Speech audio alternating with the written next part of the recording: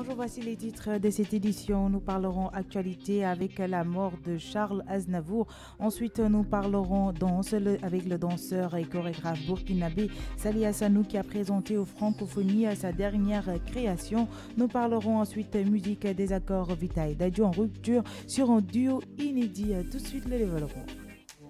King FM, le journal de la culture.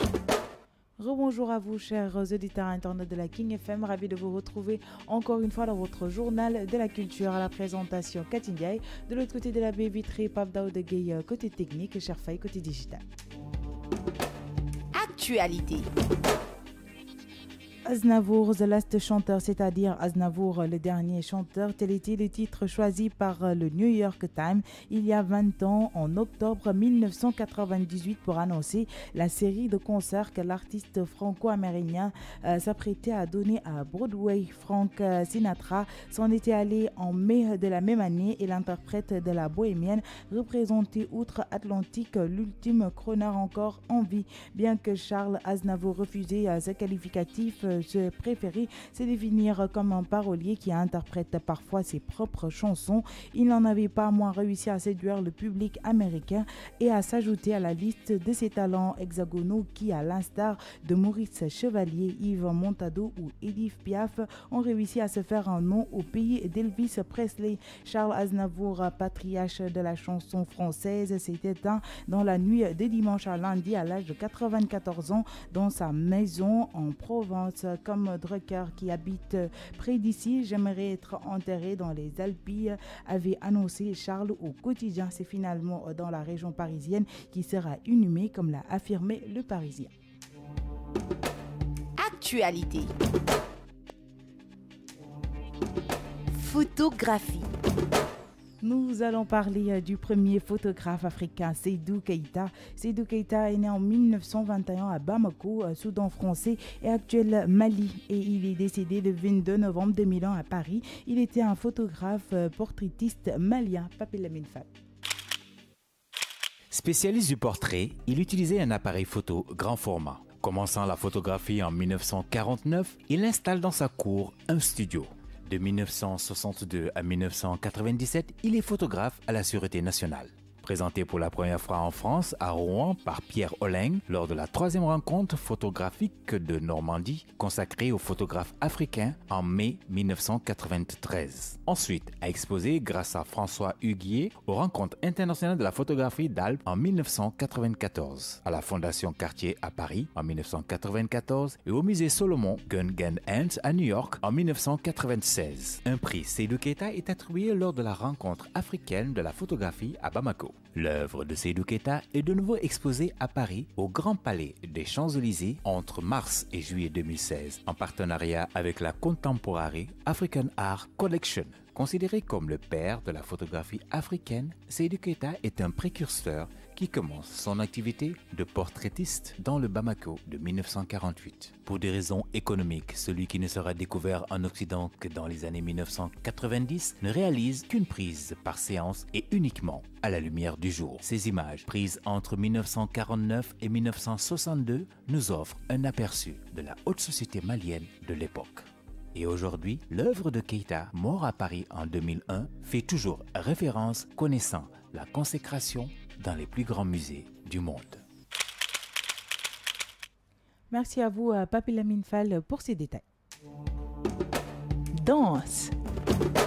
Le danseur et chorégraphe burkinabé Sali Hassanou a présenté aux Francophonies sa dernière création, Multiple S, met en scène l'écrivaine Nancy Houston et la chorégraphe franco-sénégalaise Germaine Acogny, un spectacle sur le face-à-face et l'exil. Plus de détails avec Angèle Béatrice Basse. Sali Hassanou a une nouvelle fois créé la surprise à la 35e édition des Francophonies en Limousin qui se poursuit jusqu'au 6 octobre. En dansant avec Nancy Houston et Germaine Acogny, il a offert au public 2 duos inédits avec d'immenses créatrices. Mais que les fans de Sali Hassanou se rassurent, d'autres représentations du spectacle Multiple S sont prévues dans les mois à venir en France, en Belgique et au Burkina Faso. Le spectacle débute avec Nancy Houston. La romancière canadienne danse pour la première fois devant un public. Cette invitation à dialoguer autrement que par les mots a séduit l'auteur. Nancy Houston prend tout de même la parole dans ce spectacle en disant ses textes. Des mots qui racontent la multiplicité des cultures. Un thème cher à Saliha Sanou qui travaille entre Montpellier et Ouagadougou.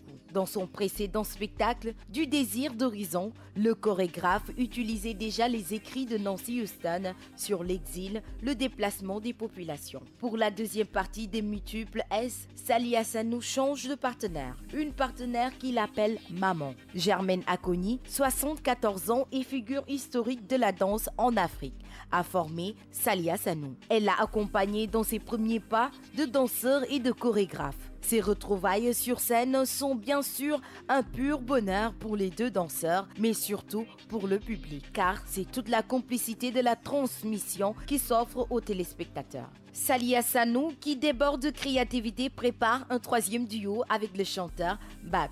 Une rencontre qui promet d'être pleine d'humanité avec un auteur-compositeur-interprète sensible au chaos de ce monde. Le dernier volet de Multiples S sera présenté à Montpellier. Danse en juin 2019. Merci à vous, Angèle Béatrice Basse. Musique. Vita vient de sortir Just Me, Myself et Moi-même, la réédition de son dernier album au programme 5 titres inédits, dont un duo avec Dadju. Écoutons Nya Nya Nya. On découvre désormais des accords avec Dadju. Cette fois-ci, pas de mots doux, mais un couple à la dérive qui ne se comprend plus. Tu nous as jamais vraiment mis sur le même pied d'égalité. Tu ne cites que mes défauts. Aurais-tu oublié toutes mes qualités? Aujourd'hui, tu ne me donnes même plus envie d'essayer de nous réanimer et presque envie de dire que je savais.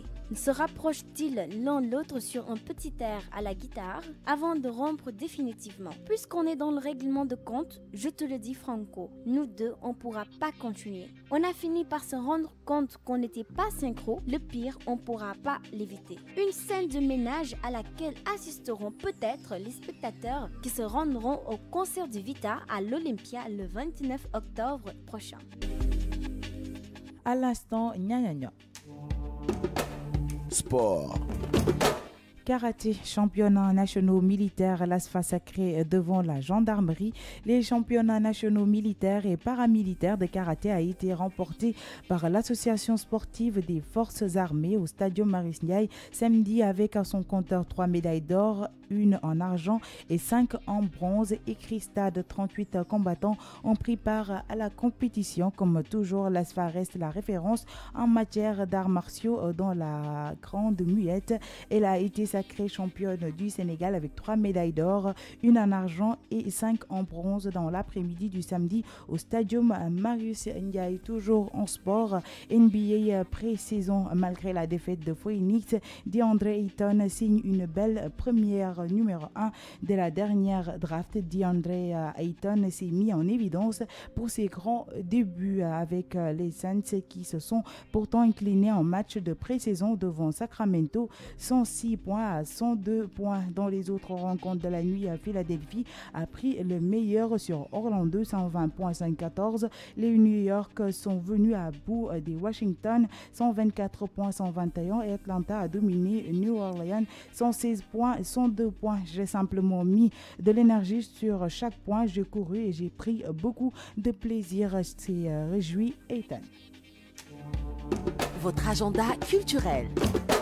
Et ceci mettra un terme à votre journal de la culture. Vous aurez le festival Métisson du 6 au 8 décembre 2018. La ville de Saint-Louis va vibrer au rythme de nombreuses prestations d'artistes locaux et internationaux venus célébrer la 9e édition du festival Métisson à l'Institut français. Marché brocante, vente, journée culinaire et déco-ethnique. Dakar by Lolo et sa aménage organise une journée autour des saveurs culinaires et de la décoration ethnique. Venez découvrir les trésors africains le samedi 6 octobre à Mermoz, festival Les Vieilles Pirogues. Après 5 ans d'existence, nous vous invitons à soutenir la 6e édition de notre festival organisé par l'association Tapis Vert à Saly au Sénégal les 9 et 10 novembre prochains. Dans ce festival international Kadior Battle, après une 4e édition riche en couleurs, Urban Art Sénégal revient encore cette année avec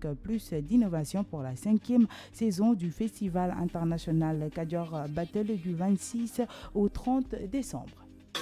Culture, musique, art, cinéma, danse, tout ici. Le journal de la culture sur King FM avec Cathy.